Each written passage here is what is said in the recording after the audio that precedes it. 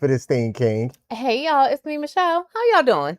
We here at the King M.E show attempt to offer a real outlook on a healthy relationship. Real being relatable, Entertaining, accountable. and loving. We are rapidly approaching what we're going to call our, mid-season break? End of season break? And the season break. Our end of season break. We have one more live stream after this live stream before we are shutting it down, doing a revamp, and coming back to you with some fresh things, fresh ideas, fresh backsplash, all of that. Yeah, top new Flavor in your ear. I forgot who does that. That's not KRS-One, is it? Mm-mm. Y'all, who is that? Y'all know who it is. Flavor in your ear. Now, today, before we get into the topic that we have, let's get the marketing out the way. We are streaming across multiple platforms. Multiple. In partnership with W.T.F Nation Radio, streaming on their platforms as well. So we want to give a salute to all of our viewers and watchers out there. In partnership with Period Production, shout out to the homie for allowing us to stream on his Facebook page. And on our platforms as well, The King M.E on most platforms, Twitch, Kick, Facebook, YouTube, X, all of that jazz. Last thing to note, we are coming into the end of the month in which we promised our second newsletter. Shout out to those of y'all that read our first one. And we're doing a giveaway on that as well. So in order to be entered into the giveaway, you have to go to our website, thekingandmeshow.com. Mm-hmm. Somewhere on the website is sign up or submit for our newsletter. Click get into our giveaway for the month of June. Hope y'all's June has been all right. Ours has been interesting. And the topic that we wanted to Okay, that's an interesting way to put it. on couples counseling, and by couple, legit too. And I think what we're going to do is just try to destigmatize what it's about, how it went for us. If y'all have any questions about it because you're curious, please put it down in the comment section and we'll try and address it as best as we can. And we'll go from there. We do have a couple of comments you want to. Yeah, so I want to start with Tom. Tom, is so good to see you. He said, may God keep blessing your union, especially the joy that you have in your union for each other. It's always good to see love when it's in a good place. And there's nothing like black love. Yes, thank you so much, Tom. We also building. Shout out to him. Thank you so much, Prairie Productions, for allowing us to stream across your platforms. I see Wayne is in the building. Hi, Wayne. How are you? And M. Evans, how? Love you guys. We love you too. So, hey, we are all tuned in, situated. Hopefully, we didn't miss anyone, but thank you all so much for joining. So let's go ahead. His wife made him a meal that I was like, that looks like a meal that Paul would just devour. So shout out to Mrs. Bennett and the Bennetts over there. And we appreciate y'all. Sunday, before we get into it, it was dope. My Father's Day was fantastic, by the way, for a decent size of it. I did get a steak, which is what I wanted. Spent some time with Castle, which is always a good time. Castle's just a ray of sunshine. Even when she's like kind of a pain, she's still a ray of sunshine. She has her moments though. Everybody, I guess, has their moments. And she's upstairs right now. I don't know if she can hear me. Castle, I love you. Sometimes you can be a bit of a gnat. Okay, well. All right. You have the floor, good ma'am. What am I saying? Lead us, guide us. As King mentioned, we did couples counseling so that you don't have to. But low-key, we're just joking about that last part because we do highly recommend couples counseling. We recommend counseling in general just because we all as people go through things. And one thing that King and I have spoken about is that the weight of what you go through is oftentimes too much for you to put on to your partner. Your partner is supposed to be your life partner. They're supposed to be someone that you can go to and share anything with. However, they're not supposed to be the end all be all. You should still have friends. You should still have people that you talk to, people that you get support from. And for many people, that additional person that they get support from is a therapist. Even I see a therapist individually. I like to joke and say that I have 3, now 4 therapists. So I have my regular talk therapist that I just saw today. I have my EMDR therapist because I'm going through EMDR to help address some very specific things from my childhood. I have a psychiatrist because I'm on ADHD medication. And now we have a couples therapist. And I say it's mine because my insurance is the one picking that up. So for mental health professionals that I see, and jokingly, but like low key serious, it takes just that many to be able to get to me and to get to a place where like we're all good. All right. So why did we go to couples people have? What causes someone to have to end up going to couples therapy? So often, couples therapy gets that really bad stigma that says that you need to go to couples therapy because there's this big elephant in the room problem. Like, and sometimes you just need to start with therapy so that you can better understand what's happening in your life and in your partner's life. So, for example, King and I, we've been together for 3.5 years, over 3.5 years. And in us being together for those 3.5 years, I would say we pretty much thrived. 3.5 years, I can count on one hand the amount of disagreements, because we don't call them arguments or fights. Yeah, So I don't argue. the amount of disagreements that we've had, tiffs, right? Today's the 22nd. So in the 53 days that we've been living together, we have had 3 tiffs. And that is overwhelming for both of us. That is an alarming amount. 3 in 53 days minus compared to about 5 over the course of 3.5 years to 3 in 53 days. Number one, living together. What you don't expect when people come to live together is that you are not just bringing yourself and all of your things with you, you're also bringing decades of pain, love, life that you've lived before. You're bringing all of that with you when you move in with your new partner. And whether move-in happens after you get married or whether move-in happens about 39 years of lived experience. King is 41 right now, 41 years of lived experience. We're bringing all of that baggage, for the lack of a better term, into our level of planning, because y'all know I'm meticulous when it comes to planning. I'm very detail oriented. Even with all of that, there were still cracks where we butted head. And that first disagreement that we had led King to be the one to say, I think we go through our thought processes differently. And we just needed someone to be a common mediator for us. To be perfectly honest, the truth, you just want us to go to couples therapy so that you can be there when the therapist says that I'm the problem. He has not disagreed with that statement. Nope. So neither one of us are perfect. Let's start there. But what caused us to go to couples therapy? What caused us to make that appointment? We were presented with an opportunity to have someone stay at our home when neither one of us were going to be here. And we were going to be gone for over a week. And when I was presented with that opportunity, I immediately shut it down and said, no, that's not going to work for me. And the reason why I said that is heavily struggle with people being in my space in general, right? Like, if I define this area to be my particular area, I struggle greatly with other people dwelling in that space. And it did not sit right with me to think that someone would be in our home, regardless of who that person was, that someone would be in our home when we weren't here. Because what if something broke? What if something happened?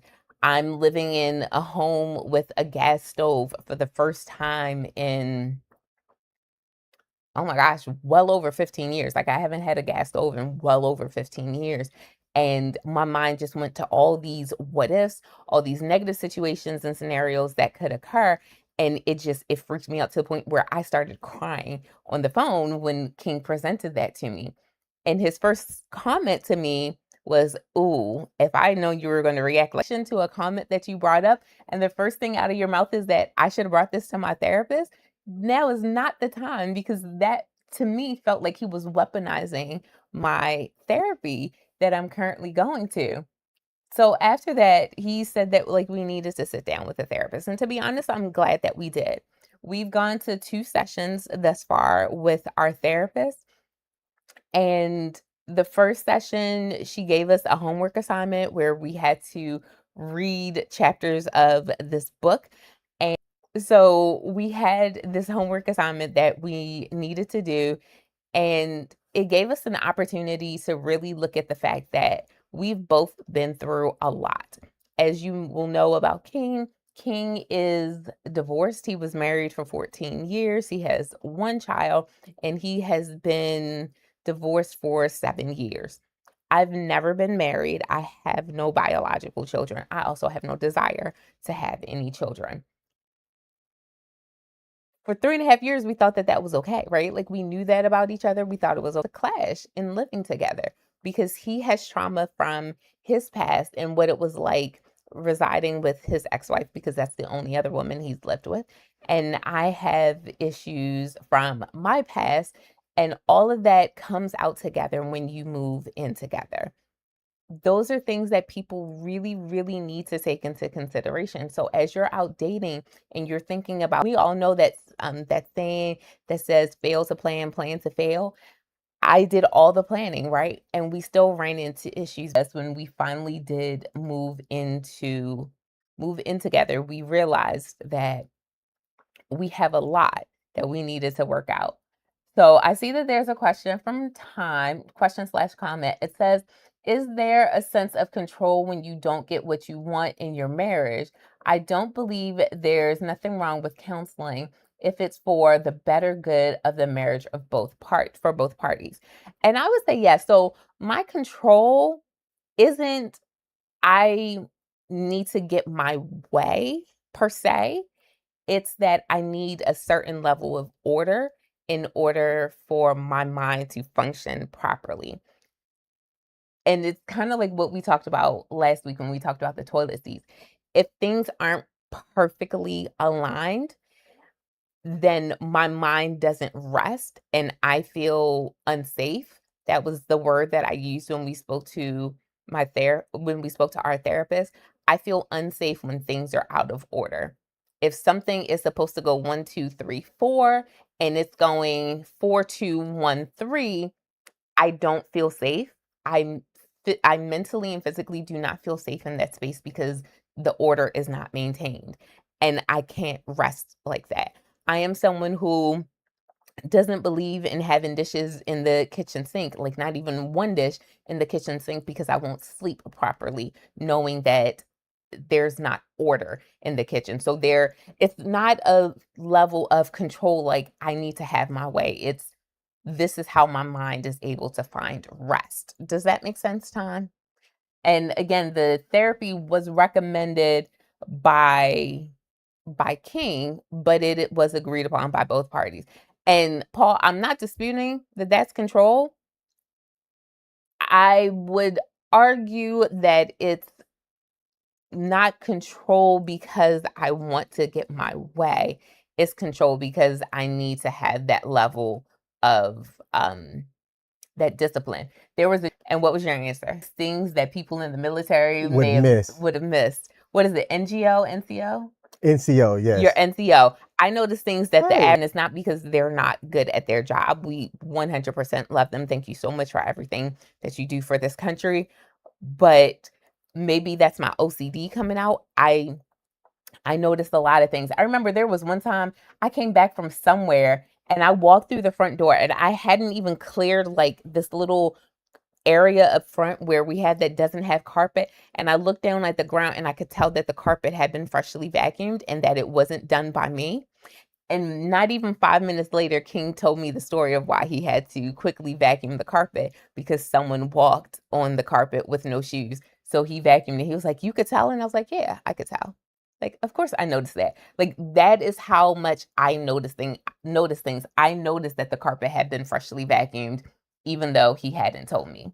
Let me add something in case Yes, people please, so I can get some water. are new to us. Okay. So these are all things that some people might hear and be like, man, that's a lot, or that sounds quirky. Like, I don't know if that's something that I'd be willing. And it wasn't something that I wasn't aware of. And it wasn't anything that me or her hadn't talked about.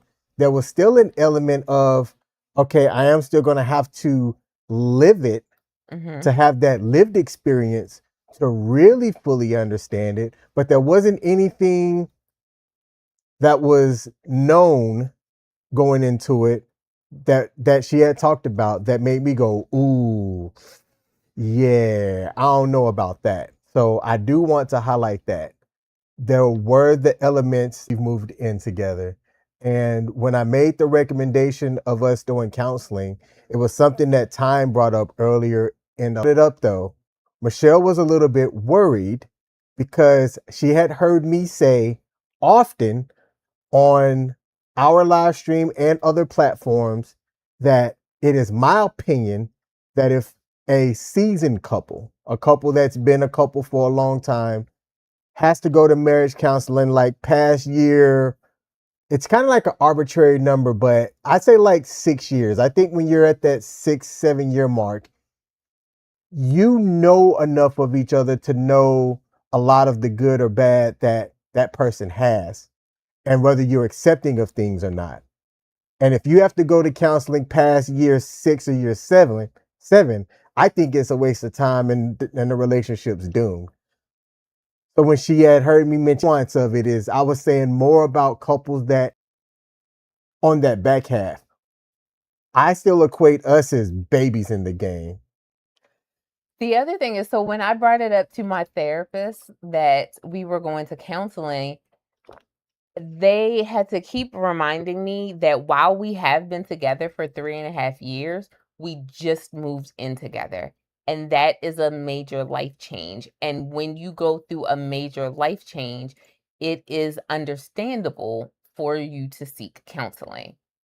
Um, some couples, even with your description, some couples take that, and that life change is what sparks them to need therapy. So for some people, that's what happens. And then Time did have a comment that I wanted to address. He said, however, you grew up like my pops, like James Evans from Good Times. But as I got to the age that I am today, I've seen that he was just trying to instill in me that nothing in life is going to come easy, and I understand. And that is how I grew up. I grew up in a Jamaican household. I grew up in a household where bleach was my cousin and it got used in every place. And this wasn't a military household, it was just a Jamaican household. And a lot of those things carried over for me today. And as someone who readily admits that I had an unfair dose of childhood trauma in my life, as an adult, my way of combating or trying not to go through that trauma, reliving it, is by having us to highlight. If it's a legit question, put it down in the chat. If anybody has a question or anything that you'd like to ask, put it down in the chat. Name elected us and same time. Don't believe in the fantasy. So it's so funny that you say that because the next segment is the biggest myth about counseling. And I'm so curious to hear from you all. What do you believe? And I love you, Holly. Holly, I love you. In my mind, you don't do that. What is the biggest myth that you hear about counseling? And to pull off of what Wayne said, one of the biggest myths that I hear about counseling is that the therapist, the counselor, is there to fix you all. And that is so not true. I agree with The that. reality is, in therapy and counseling, you are doing the work, your therapist is giving you strategies. and they are giving you techniques to help you work through. For us, the assignment that we had, our homework assignment for this week, was to work on active listening strategies. Our therapist isn't telling us who's right and who's wrong. Our therapist isn't telling, and part of that comes from the fact that you are not actively listening to the other person. What did you take away while we wait to hear from other people about the biggest myth of the therapist? Oh, let me think. Let me think about that. Because there are the things that, I'll probably say like the greatest thing that I took away, and this is something that I ain't gonna say I know. I have to do a better job at listening. Y'all heard that, right? Just checking. I'm not always quick to respond. What I don't do such a great job at is really understanding the emotional reason behind somebody saying something. What you don't know is, and this is a reveal, this is an exclusive. Exclusive. We need like a big old sign that goes exclusive across. Go ahead. And really, this is something that I just thought about. It doesn't have to do with one particular person. Let me make that clear. But part of the reason why. No, I'm laughing at Wayne because I said, "Did y'all hear that?" And he's like, "I'm What? deaf." I'm deaf. Just kidding. Hey, good looking out, Wayne. Stop. Part of the thing that throws me off about emotions is that I also equate emotions with manipulation. Ooh. And that I think that people, again, this isn't about one person, but I believe that people will try to use emotion to dictate other people's actions. So what I'm doing, and again, if you see me do this, it's the way I'm wired, is I'm analyzing things going, is that emotion or manipulation thing against me? I'm not saying that I'm doing that against you as a person or that it came because of somebody else. It is just my observation of the things because of experiences in life that has me process things that way. Is this person trying to manipulate me? Like, I don't disagree with trusting people. I've told you this, you are the only person I trust. I don't trust other people. It takes a lot for me to trust a person. You typically with the average person, especially like y'all real Southerners, y'all trust everybody, and that's not me. You trust someone until they give you a reason not to trust them. I don't trust anyone until they give me multiple reasons to trust them. So I have trust issues, and I am not ashamed to admit that. I have trust issues, and with that, I always think that people are manipulating me. Mhm. So I understand that. I get that. Yet, what I saw from our therapist on Friday was that she wanted us to be able to hear one another. And I think, respectfully, that sometimes because you are so afraid of being manipulated, you don't hear the other person. Oh, no, that's true. I'd agree with that. Whereas for me, I'll hear a person, but not necessarily trust what they're saying. Because again, I got trust issues. Mm-hmm. But I'm not go ahead. against practicing that, right? And with you, again, it's not that I'm doing this specifically to you. It's just the way that I'm wired. What I did see and something that I did learn is it's also a good thing for me. The one exercise that we did about restating what it is that you just heard, that does help me because I'm also translating what I hear, and I believe that a lot of times. So yes, that was your question to me. What else you got? I respect you for going into that session like that. I figured like that was going to be a difficult one for you.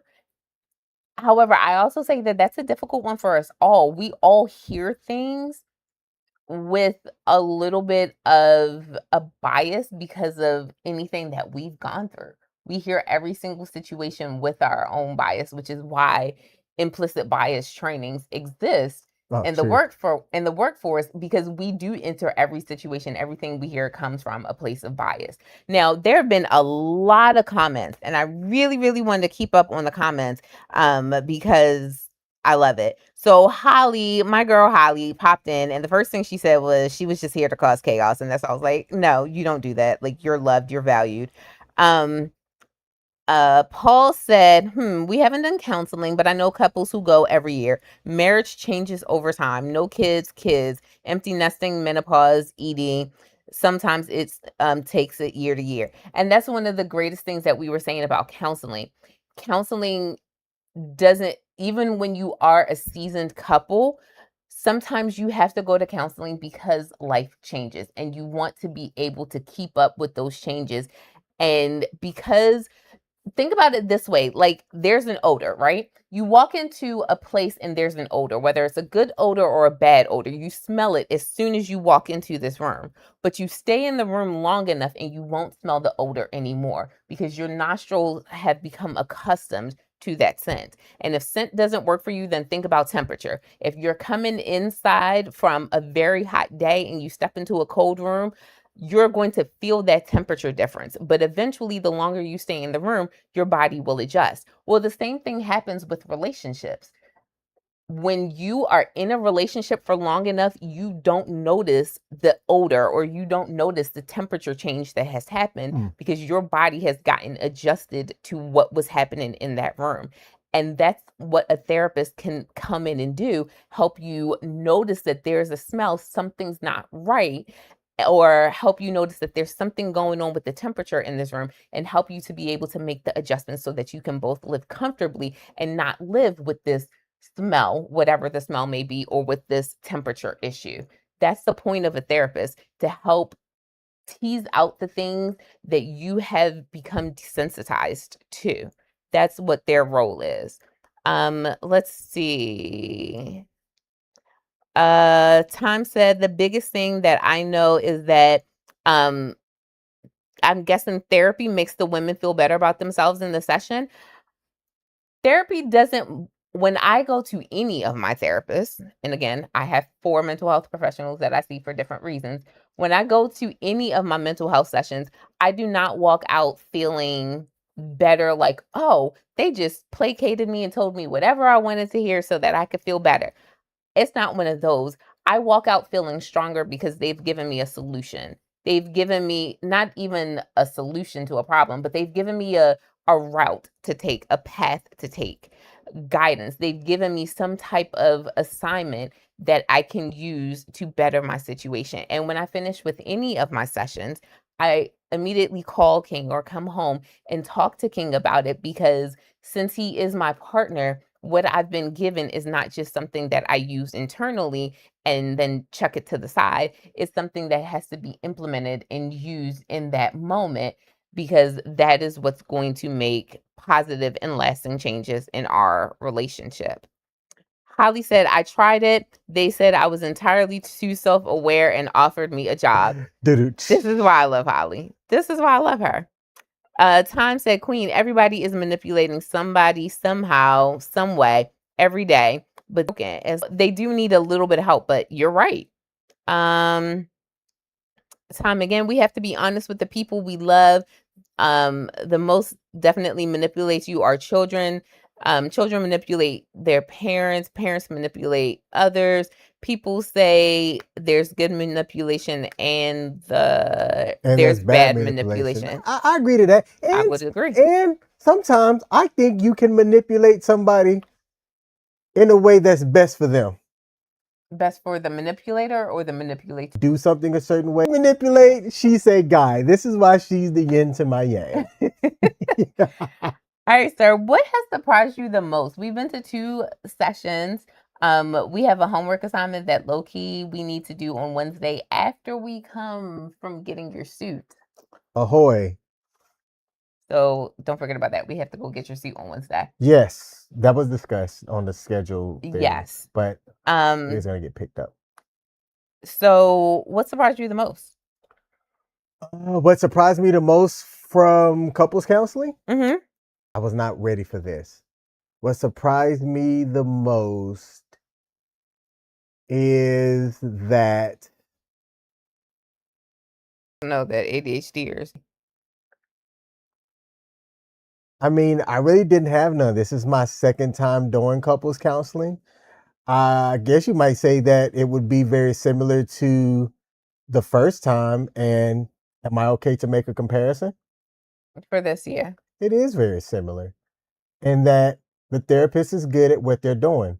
Going back to what you said earlier, I think it's great because the therapist isn't there to call one person a problem over the other person, and they're not there to piss operates exactly like the two that I have had experiences with.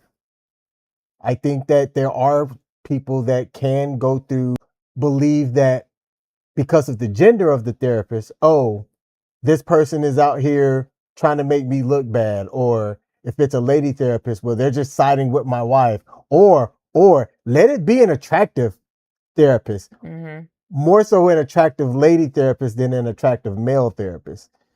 I've heard of some people going, yeah, we're not seeing that person again, which to me speaks more about the insecurity of the person that made that statement than the fact that was that therapist effective in doing what they needed to do.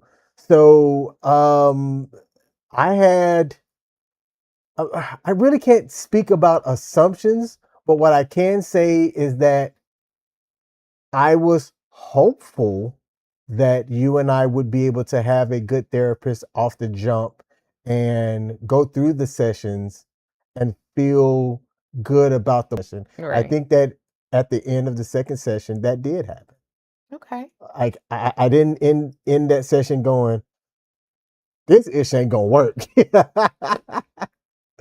All right. So times that when my friend went to counseling, he said he actually got to know his wife that much better and that he had a lot to learn about not being the smartest person.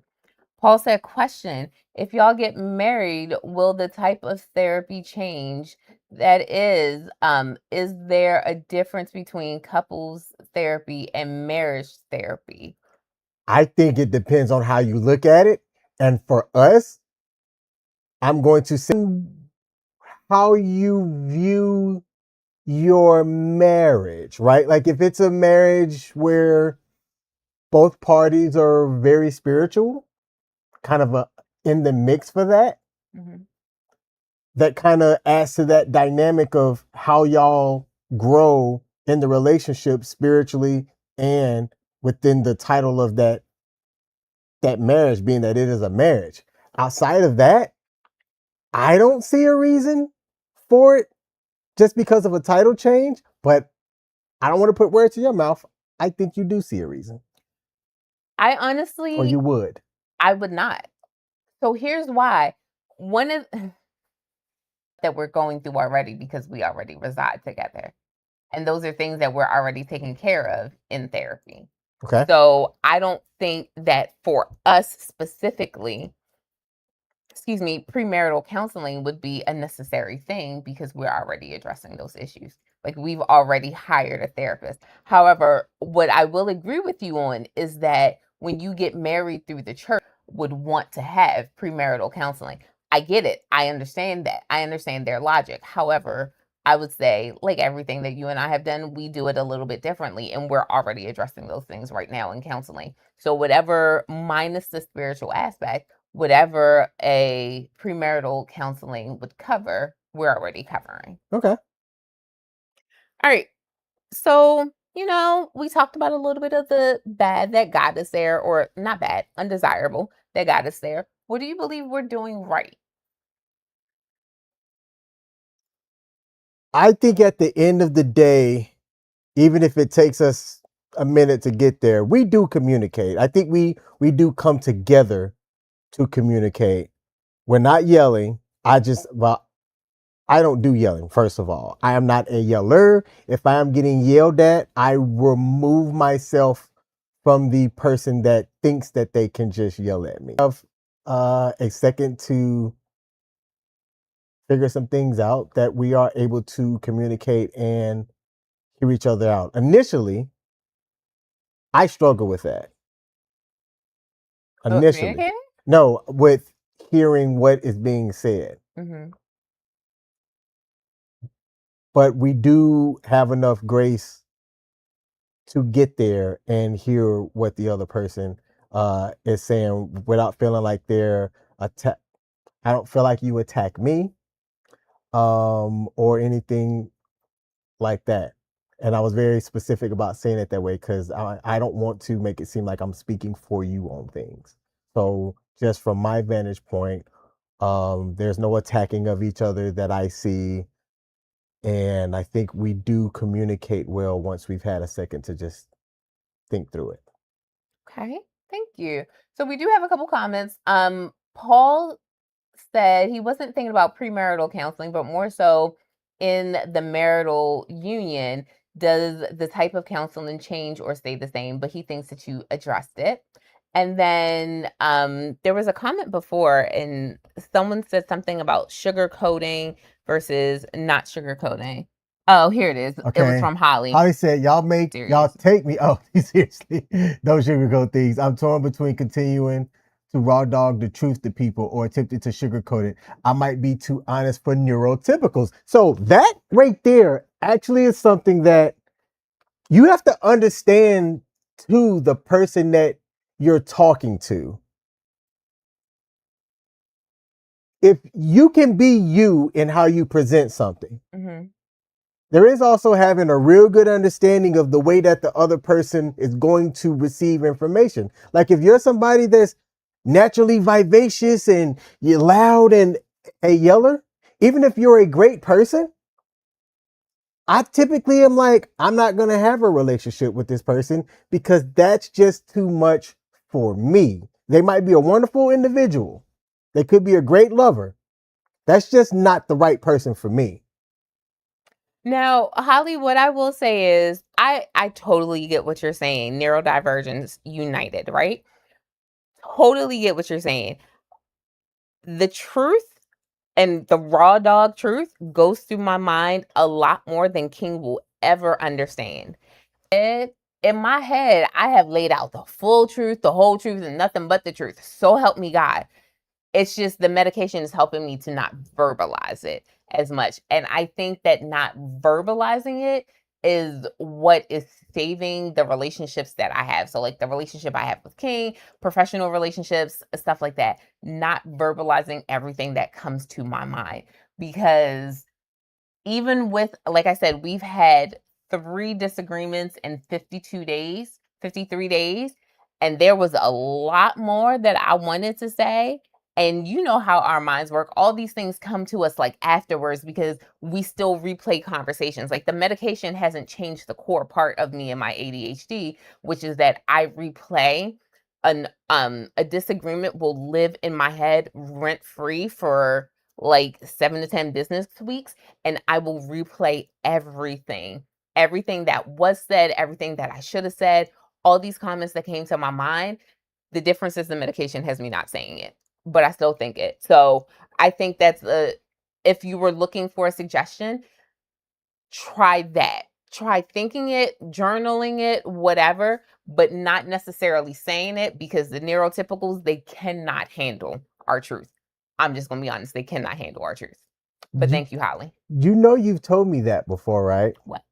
That, like, not on stream, not you've said that to me. You said, King, if I were to say all of the things, then we likely wouldn't be in a relationship.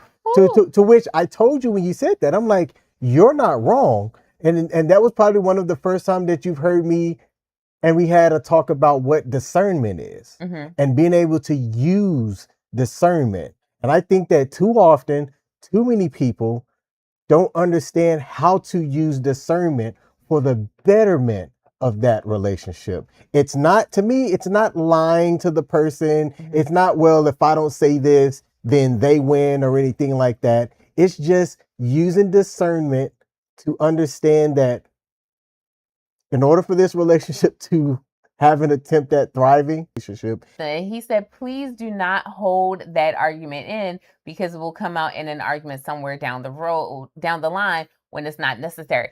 And I'm going to be honest, it's the right. Like, I'm not even laughing. I'm so serious right now. If I said everything that I thought, it would be a vicious situation. That's why I'm laughing, because that's true, but I know what that means. It would be a vicious situation because if I say 100 pieces of information, right, probably about 40% of what I'm saying is valid. It's unrefutable. There's like facts, data, statistics, whatever to back up what I'm saying. And the other 60% is like pure emotion. And some of that emotion is also tied up into my ADHD. Like we were talking about RSD last week and, rejection and everything like that. So part of, the stuff that I would verbalize, if I verbalized everything that came to my mind, part of it would be tied up in that RSD. So it's not real things. It's, perception, things that I have perceived, and it would not go well. Like it would not go well for anyone who heard it because it would place a lot of doubt, self-doubt within that person. And it would also make me look like an idiot because I just rambled off at the mouth about all of these things. I can't, for everyone's sanity, not just my own. Like this is me being so unselfish. I cannot verbalize everything that comes to my mind. That is to save everyone. Me not saying everything is to help everyone. And think about this, because we talked about it a little bit on the last live stream. It's being reported that one of the reasons why Jelly Roll and his now ex-wife, or soon to be ex-wife Bunny, is calling it is because she verbalized some things that made him go, you know what? Bet. Right. She verbalized the things of saying, well, why don't you divorce me, or something like that, and just didn't use discernment to just kind of keep those thoughts quiet. Yes. But by verbalizing it, the other person then hears it, and now they go, I might as well just do that. You know what I'm saying? Right. So Tom, that's why I can't say everything that I think, because it's not going to help. It's just going to hurt everyone involved. Read this one. Time said, Oh, I can't read. I believe King loves you more than you think, Queen. And I don't think we men get enough credit for the sacrifices that we do for our women and the things that we sacrifice for. We men are stronger than you think. And Time, thank you for highlighting that. I wish I could get the camera to zoom in on me. So pretend like it's zooming in on me. Zoom in on King. That's the other thing that's really not talked about enough. A lot of people understand the sacrifices that people make in a relationship. What I don't think is talked about enough is how often, or some of the things that men will sacrifice in the relationship that they just don't bring up. I've started bringing things up because I think it needs to be said. And so, I don't disagree with that. I do not mind hearing King's opinion and things. So one of the my way, you would do it a little bit sooner. Because you'd be taking like 3 to 4 business weeks to get to your point. You're like, I don't have the words to put it together now. So let me come back to you in about 25 hours and then we can have this discussion again. And I'm like, no, homie, I got ADHD. Like the moment you walk away, my mind has already like filed this away, closed it off. Like it's a cold case now. I don't need to be coming back to it. That's the only thing I don't like about having disagreements with you. You be like, let me come back to you. No, let's iron this out now. Let's go ahead and iron this out now. But I will say this, a conflict, solving problems versus winning arguments. At the root of it all, with every single disagreement that you and I have had in the over 3.5 years that we've been together, I have always had one thing that I've wanted. Do you know what that one thing is? Just yes or no. Do you know what that one thing is? Yes. Okay. That one thing, because y'all may not know, is I just want to be heard. I want to be heard and I want to be seen. I don't need to be right. That's not what I'm saying. I need to be heard and I need to be seen. And prior to us having that active listening session with our therapist on Friday, I don't think you heard me. I'd agree with that. In our disagreements. Yes, true. So that was always, that's that's always a big thing. Like, we would get to those disagreements because I wouldn't feel like I was heard or seen in a particular moment. Again, I don't need to be right. It's not always that I need to be right. It's that I just need to be heard. Like, I just need you to hear where I'm coming from. I don't even need you to understand. I need you to just hear, like, this is my heart. This is how I'm feeling about something. And then we can go from there. Oh, and that's my struggle, because when she's saying that I'm not hearing her, she's right in making that statement just now. Mm-hmm. Because what I'm trying to do is, I hear something, I immediately go, well, how do we fix it? And there are times where there's really, she's not seeking something to be fixed. Right. Legit just wants to be heard. Mm-hmm. And then once I've done that, we can get to then what is the root of what's being discussed in a very logical manner. Like, logical is not the right word, but it can be worked on in a way that doesn't have a lot of static in the middle. We've removed a lot of that static once Michelle feels like she's been heard. So that's what I'm working on. I'm working on the ability to hear her and not automatically try to throw logic at something or try to fix it immediately. And see, I feel like that's a catch-22, because on the one hand, I love the fact that you and most men, you're problem solvers. Like, you hear something and you immediately want to go and solve the problem. Once we do that, we're good. We're Gucci. As we get ready to wrap up, so go ahead and send in your final comments. My question for you all, as we read through these comments right now: have you done couples therapy? Would you do couples therapy? What is the greatest myth you've ever heard about couples therapy? And then, what is more important to you? Is it winning an argument, or is it solving a problem? Go ahead and answer that while we read some comments. So Time said, heard, Queen.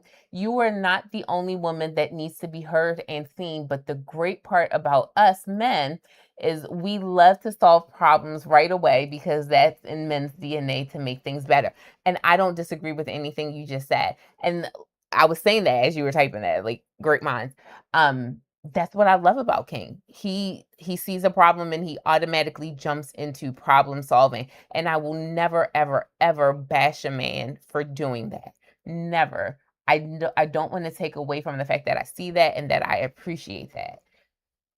There are times that I just may need to be heard, and there's not necessarily a problem. So one thing I did this week was, before I said something to you, I said, King, this is something that I need you to fix. This isn't me just venting to, like, have you hear my heart. No, this is me saying, I'm gonna need you to fix this. Like, this is me handing you the role. Like, you are the man, you take care of it. Was that today? It was something, it was related to today, but Okay. the problem's been solved. Okay. So you don't have to do anything now. But Cool. I did lead with that, and then you were like, all right, bet, I got this. Are there any other comments that we should address before we say farewell for the evening? I don't think so. Let's see. Holly, I love Holly. I finish people's sentences when they get uncomfortable trying to say something in a group setting. I'm going to say it. I love it. Thank you for doing that. Y'all need to fix the bed after y'all break it. Giggity. First of all. Yeah, good tea. Was that everything? Yeah, that's Did it. I get everything from Time? All right. Well, thank you all so much for tuning in. If you wondered why I did the majority of the talking, it's because I don't often do that. I do often take a more of a passive role and let King lead, and I may have gotten voluntold that this is my opportunity to step up. So thank you all so much for joining us. We encourage you all to keep watching, keep listening. So you know that we stream across multiple platforms. Following us at 8 p.m. tonight on WTF Nation, WTF Radio Nation. We do have ICE with the Monday edition. So We hope that you all would listen and follow along. There's always something popping, always something going on. We invite you to follow all of our stations. Go to our link tree everywhere where we are. Look for the King and Me Show. Follow us, support us so that we can continue to keep you in the know. As King mentioned, we do go on like a summer break. So basically for the month of July, we won't have any new streams, and then we'll come back towards the end of August. So still watch, still catch the things that we'll post. There will still be content on our page. Yeah, there'll still be content on our page. So you do need to make sure you're following us, Holly. That's specifically for you, Holly, because I wanted to send you a message last week and I couldn't find you. So that's for you. I do love you though. Time said the only reason why, oh, I missed it. The only reason why I'm laughing is because King thinks there's something I didn't do yesterday. Like, I'm still trying to figure out what it was that you told me to do. But since you said I did it and took care of it, yay. All right, y'all. Have a wonderful evening. All right. Love you back. Love you. Bye. Bye.